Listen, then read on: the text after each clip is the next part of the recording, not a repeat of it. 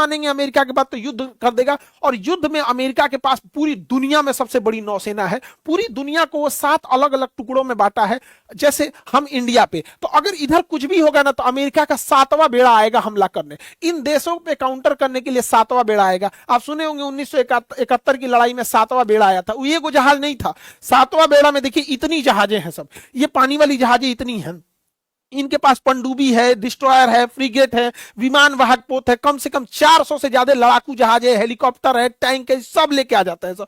America के पास total 6 बेड़ा है, लेकिन 7 बोलता है क्योंकि इसका बेड़ा शुरू होता है, पहला बेड़ा इसका सेकंड वर्ल्ड वॉर के बाद डिसमेंटल कर दिया गया था, तो इसकी जो फ्लीट शुरू होती है सेकंड फ्लीट से चालू होती है। तो हम लोग चलते हैं अपनी 7वें बेड़ा में, लेकिन जहां युद्ध हो रहा है ईरान में, वहां इसकी 5वीं फ्लीट काम करती है, और 5वीं फ्लीट का हेडक्वार्टर था दोहा में, दोहा कतर में। उड़ा दिया ईरान उसके हेडक्वार्टर का, फिर 5th फ्लीट के हेडक्वार्टर ने उड़ा दिया था ईरान। जितना ही लोग सोचे नहीं तो उतना मारा है।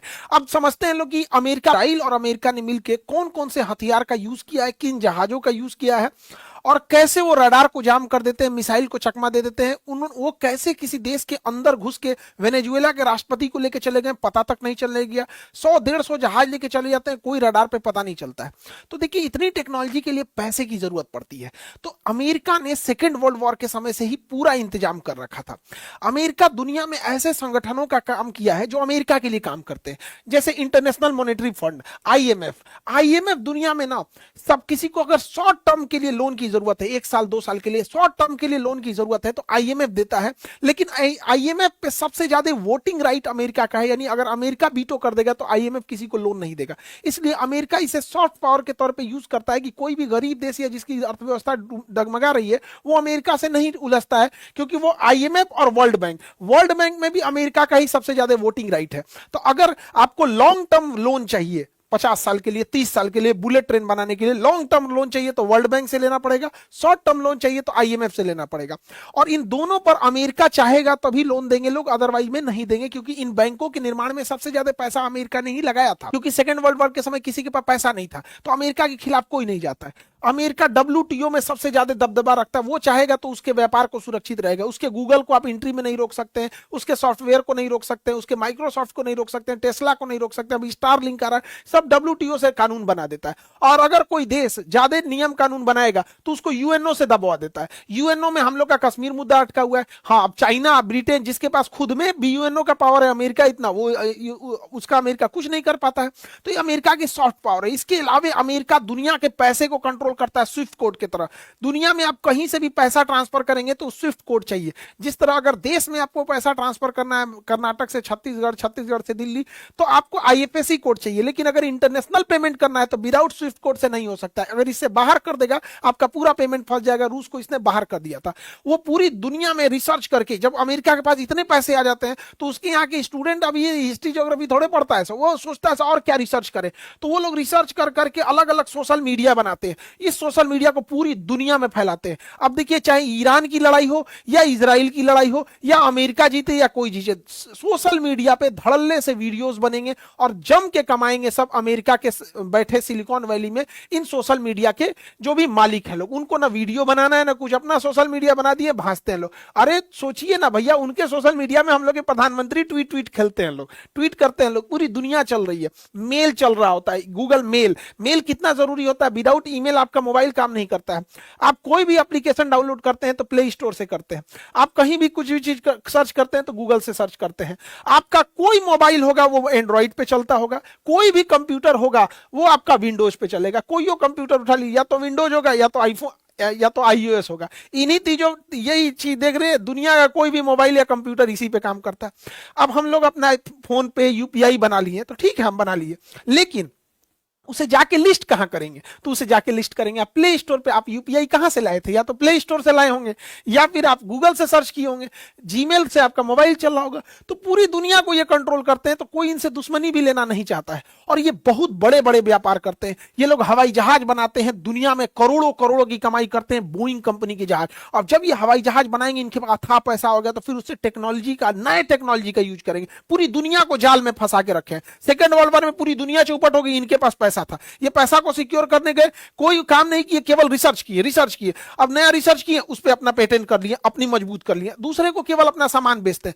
हमारे प्रधानमंत्री और राष्ट्रपति अमेरिका के बने जहाज से घूमते हैं लोग यहाँ, और ये रिसर्च करने के बाद इनके पास अगला बिजनेस होता है हथियारों का। पूरी दुनिया में सबसे ज्यादा हथियार की सप्लाई अमेरिका करता है। हमारी मजबूरी है अमेरिका से हथियार खरीदना, अगर हम नहीं खरीदेंगे ना तो एक जगह युद्ध करा देगा। वो क्या करेगा, पाकिस्तान को हथियार दे देगा, अब उसको काउंटर करने के लिए हम खरीदेंगे। तो हमेशा काउंटर करने की कोशिश करता है अमेरिका दो देशों के बीच में, और अमेरिका का सबसे बड़ा बिजनेस हथियार है, ये कभी नहीं चाहेगा युद्ध खत्म हो, क्योंकि अंधेरे का डर दिखा के ही टॉर्च बेचा जा सकता है।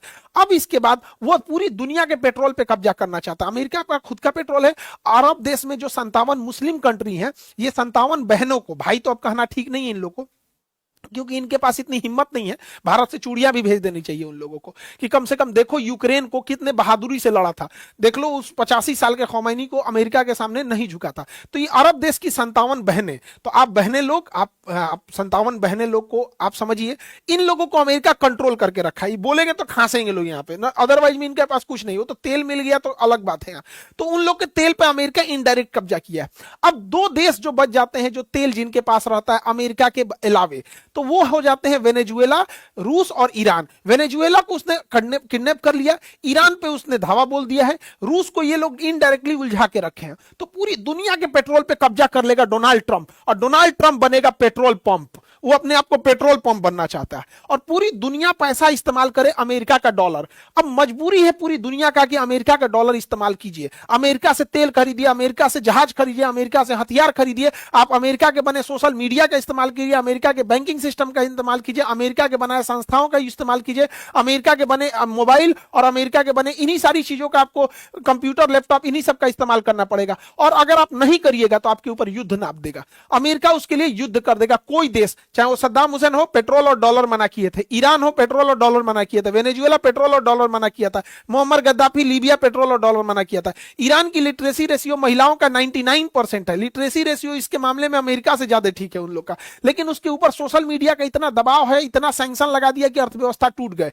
तो अगर नहीं मानेंगे अमेरिका के बात तो युद्ध कर देगा, और युद्ध में अमेरिका के पास पूरी दुनिया में सबसे बड़ी नौसेना है। पूरी दुनिया को वो 7 अलग अलग टुकड़ों में बांटा है, जैसे हम इंडिया पे, तो अगर इधर कुछ भी होगा ना तो अमेरिका का 7वां बेड़ा आएगा हमला करने, इन देशों पे काउंटर करने के लिए 7वां बेड़ा आएगा। आप सुने होंगे 1971 की लड़ाई में 7वां बेड़ा आया था, ये कोई जहाज नहीं था, 7वां बेड़ा में देखिए इतनी जहाजें हैं, सब ये पानी वाली जहाजें इतनी हैं, इनके पास पनडुब्बी है, डिस्ट्रॉयर है, फ्रिगेट है, विमान वाहक पोत है, कम से कम 400 से ज्यादा लड़ाकू जहाज है, हेलीकॉप्टर है, टैंक है, सब लेके आ जाता है सब।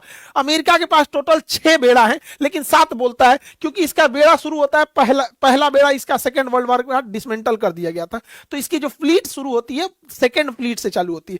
तो हम लोग चलते हैं अपनी 7वें बेड़ा में, लेकिन जहां युद्ध हो रहा है ईरान में, वहां इसकी 5वीं फ्लीट काम करती है, और 5वीं फ्लीट का हेडक्वार्टर था दोहा में, दोहा कतर में। उड़ा दिया ईरान उसके हेडक्वार्टर का, फिर 5th फ्लीट के हेडक्वार्टर ने उड़ा दिया था ईरान। जितना ये लोग सोचे नहीं तो उतना मारा है। अब समझते हैं लोग कि अमेरिका भारी कैसे पड़ता है।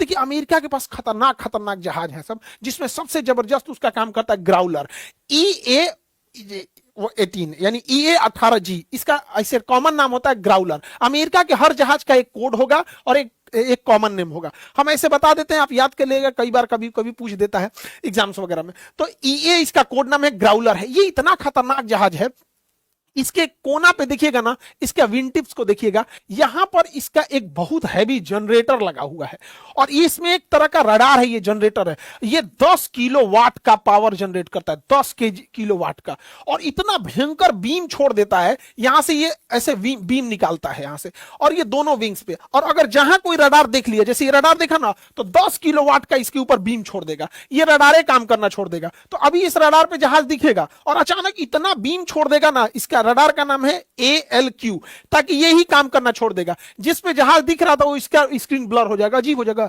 जहाज ऑपरेटर दिखेगा और ये क्या हो गया यहाँ पे। अब इसके बाद ये ग्राउलर आगे बढ़ेगा, और इस ग्राउलर में एंटी रेडिएशन मिसाइल्स और जैमिंग सिस्टम लगा हुआ है। ये इतने बड़े बड़े 3-3 पॉट देख रहे हैं, एक बीच में लगा हुआ है, फ्यूजलार्ज के नीचे, दोनों इसके नीचे। इसके अंदर बहुत हाई इंजन पावर का एंटी रडार और रडार जैमिंग सिस्टम लगा हुआ है। ये क्या करेगा, इतना पल्स भेज देगा, इतना सिस्टम भेज देगा कि दुश्मन के जहाज पे रडार पे जहाज दिखने लगेंगे, और दुश्मन का जो एंटी एयरक्राफ्ट मिसाइल है, जैसे S-400 वगैरह, ये इसके ऊपर फायर कर देगा।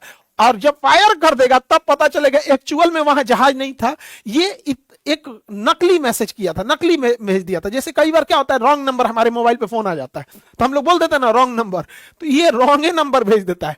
इतना ना रॉन्ग नंबर भेज देगा तब पगला जाएगा आदमी कि उसी में कौन है। जैसे मान के चलिए आपको कहा गया कि जैसे पुलिस खबर करेगी तुरंत रेडी हो जाना, तो हम क्या करेंगे, 200 आदमी उससे एक के टाइम पे फोन करा दें तड़तड़ा के। अब आप कंफ्यूज हो जाएंगे कौन किसका नंबर है, तो ये वही को कंफ्यूज कर देता है और उस रडार के एरिया में इतना कंफ्यूजन क्रिएट कर देगा कि रडार स्क्रीन पे कुछ दिखेगा ही नहीं, और इसी बीच ये पूरे अपने फाइटर ग्रुप के साथ अंदर प्रवेश कर जाएगा। इसके अलावा जैसे ये दुश्मन के रडार के पास पहुंचता है तो ये क्या करता है, इसके पास एक एंटी रेडिएशन मिसाइल है। इस मिसाइल को निशाना नहीं लगाना पड़ता है, जहां से रडार का सिग्नल आ रहा है ये ससुरा उस सिग्नल पे जाके मार देता है, तो सिग्नल को मार देता है। अब उसका रडार क्या करेगा, जब उसके रडार पे ये ऑलरेडी इतना जैमिंग लगा दिया उसको कुछ दिख ही नहीं रहा है, तो ये क्या करेगा और अपना फ्रीक्वेंसी बढ़ाएगा और फ्रीक्वेंसी बढ़ाएगा। बस इसी का फायदा उठा के ये एंटी रेडिएशन मिसाइल छोड़ देगा। और वो मिसाइल को क्या चाहिए, आप इंटेंसिटी बढ़ाइए और खोज के आएगा, आपको मार देगा, जहां जहां रहेंगे आपको मार देगा।